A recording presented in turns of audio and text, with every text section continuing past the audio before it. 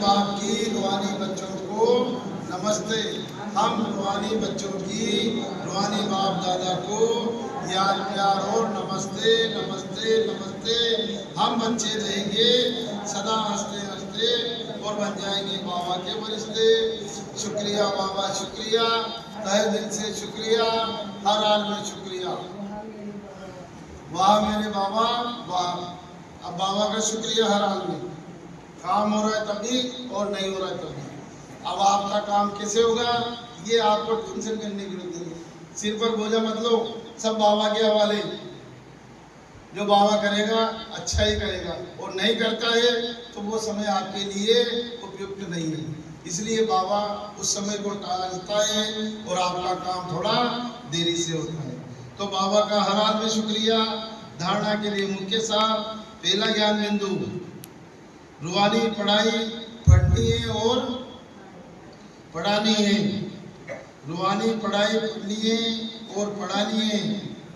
अविनाशी ज्ञान रत्नों से अपनी मुट्ठी भरनी है।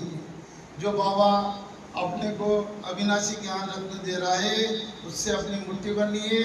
और बाबा ने आज समझाया मुरली में, लोग बात तो क्या है, चने कुमड़े की मुट्ठी भर के ही बैठे बंदर की तरह। जैसे बंदर मुट्ठी भर लेता है तो खोलता नहीं, इसी तरह बाबा बता रहे हैं कि अपने को अविनाशी ज्ञान रत्नों से अपनी मुट्ठी भरनी है। चनों के पीछे समय नहीं गंवाना है। तो पहला ज्ञान बिंदु हो गया, रूहानी पढ़ाई पढ़नी और पढ़ानी है। अविनाशी ज्ञान रत्नों से अपनी मुट्ठी भरनी है। चनों के पीछे समय नहीं गंवाना है। दूसरा ज्ञान बिंदु है, अब नाटक पूरा होता है इसलिए स्वयं को, अब नाटक पूरा होता है इसलिए स्वयं को कर्म बंधनों से मुक्त करना है। क्योंकि संगम युग अब पूरा होने को जा रहा है, कुछ ही साल शेष बचे हैं इसके। तो अपने को स्वयं को कर्म बंधनों से मुक्त करना है। और जो अपने साथ चलने वाले हैं, अपन खाली हाथ आते और खाली आते जाएंगे, और साथ चलेंगे अपने कर्म। जैसा कर्म हम करेंगे वो हमारे साथ चलेंगे।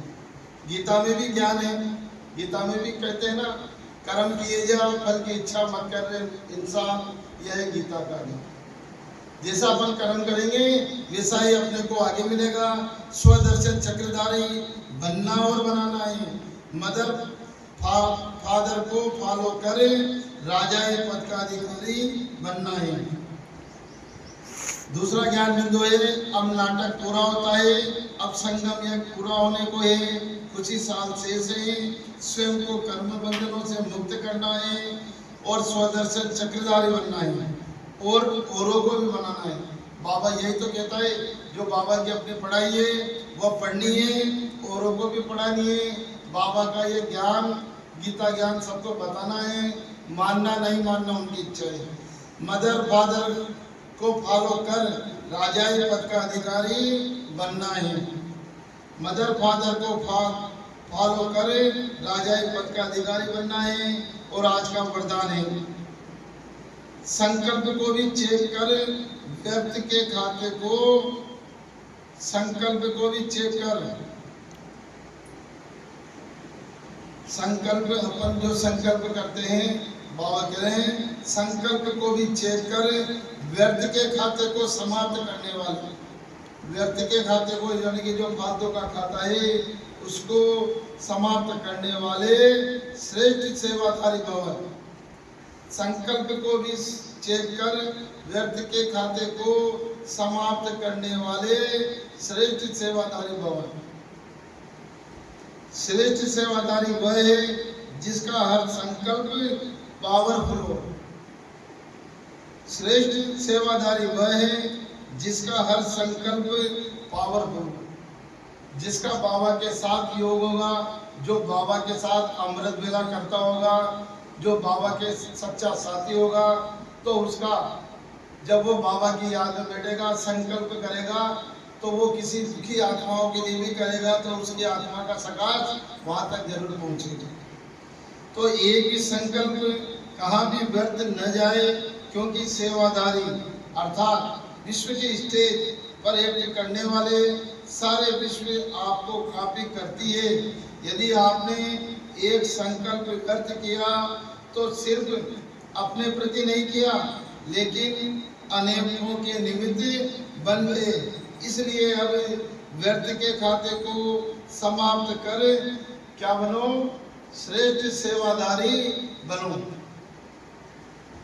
और आज का स्लोगन है, सेवा के वायुमंडल के साथ, सेवा के वायुमंडल के साथ देहते वैराग्य वृत्ति का वायुमंडल बनाओ। सेवा के वायुमंडल के साथ देहते वैराग्य वृत्ति का वायुमंडल बनाओ।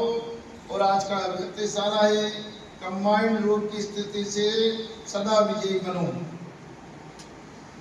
कंबाइंड रूप की स्मृति से सदा विजयी बनो। संगम युग है ये कंबाइंड रहने का युग। अभी जो संगम युग है वो है कंबाइंड रहने का युग। तो बाप के साथ कंबाइंड रहो, बाप को अपना साथी बना लो, बाप को अपने साइड में नहीं रखो, साथ में रखो। बाप से अकेले नहीं हो नहीं सकते, सदा के साथी हो, सदा बाप के साथ रहना है। अर्थात बाप के साथ रहेंगे तो सदा संतुष्ट रहेंगे। बाप और आप सदा कंबाइंड हो तो कंबाइंड की शक्ति बहुत बड़ी है। बाप और आप सदा साथ हो तो कंबाइंड की शक्ति बहुत बड़ी है। एक कार्य के बजाय कितने कार्य कर सकते हो? अगर बाप साथ है तो एक कार्य के बजाय हजारों कार्य कर सकते हो, क्योंकि हजारों भुजाओं वाला बाबा अपने साथ है। इस वजह से आप बाप को साथ रखो। एक काम के साथ हजार काम होंगे। और आज मुरली का सार है, बेटे बच्चे, तुम्हारा यह मोस्ट वैल्यूबल समय है। इसमें तुम बाप के पूरे पूरे मददगार बनो। मददगार बच्चे ही ऊंच मत पा सकते हैं। सर्विसफुल बच्चे कौन सी बहानेबाजी नहीं कर सकते। सर्विसफुल बच्चे का यह माना नहीं करेंगे कि बाबा यहाँ गर्मी है, यहाँ ठंडी है, इसलिए हम सर्विस नहीं कर सकते। थोड़ी गर्मी हुई या ठंडी पड़ी तो नाजुक नहीं बनना है। ऐसे नहीं, हम तो सहन नहीं कर सकते। इस दुखधाम में दुख सुख गर्मी सर्दी निंदा स्तुति सब सहन करना। जब हम पहले 2 भट्टी के हम 4 भट्टी चलाते थे, पहले भरी गर्मी के अंदर 2 भट्टी तो जमीन की, 1 भट्टी गैस की, एक दूसरी 4 भट्टे के बीच एकले खड़े होते। लोग बात कहते थे, यार तुम इतनी गर्मी के अंदर इस भट्टी में कैसे खड़े होते?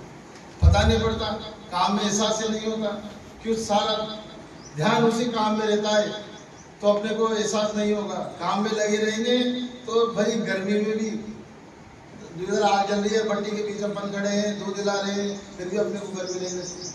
क्यों नहीं लगती है? क्योंकि काम की लगन है। इसी तरह अपने को बाबा की भी लगन होनी चाहिए। बाबा ये कहता है, इस दुखधाम में अपने को दुख सुख गर्मी सर्दी निंदा स्तुति सब सहन करना है। कहते भी है ना, दिन के बाद रात जरूर आती है। पहले आदमी दुख पाता है तो फिर बाबा उसके लिए बाद में दुख के बाद में उसके सुख के दिन भी आते हैं। पहले किसी के गरीब माँ बाप होते थे, बेचारों के खाने के लाले पड़ते थे, 2 किलो आटा नहीं होता। और धीरे धीरे वक्त बदलता है, दिन के बाद रात जरूर आती है। और कोई ज़्यादा सुखी है तो फिर दुख के बाद में सुख आता है, तो और सुख के बाद में फिर दुख भी आता है। ये तो चक्र चलता रहता है। कभी इस पर अपने को अभिमान नहीं करना चाहिए। कल क्या था, आज क्या है, कोई भरोसा नहीं है। ये तो ऐसा है कि आग में बाग लगा दे और बाग में आग लगा। तो अपने को इस दुखधाम में दुख सुख गर्मी सर्दी निंदा स्तुति सब नहीं करना है, बहानेबाजी नहीं करनी है। और आज का गीत बजाए, धीरज धर मनुआ धीरज धर। लोग बात तो यहाँ तक कहते थे, तुम यार माहेश्वरियों का ठेला चलाते हो। पहले हम कुल्फी लगाते थे तो हमारे को ये कहते थे कि तुम बड़े आदमी हो, तुम्हारे को ठेला नहीं चलाना चाहिए। फिर मैंने कहा, यार कोई चोरी करने की शर्म है, फटे कपड़े पहनना, गरीब माँ बाप होना कोई शर्म की बात नहीं है। फिर वही लोग बात मिलते हैं तो मैं बोलता हूँ, मैंने कहा पहले भी 4 पहिए की चलाते थे और आज भी 4 पहिए की चलाते हैं। फर्क इतना है, पहले बिना पेट्रोल की थी और आज पेट्रोल की है। और आज मुंडे से 5 बातें लेंगे। तो पहली बात होगी अपनी, तुम्हारा यह मोस्ट वैल्यूबल समय है। पहली बात हो गई अपनी मुंडी की, तुम्हारा यह मोस्ट वैल्यूबल समय है। और दूसरी बात हो जाएगी अपनी, इस दुखधाम में दुख सुख गर्मी सर्दी निंदा स्तुति सब सहन करना है। इसमें अपने को बहानेबाजी नहीं करना है। और तीसरी बात हो जाएगी अपनी,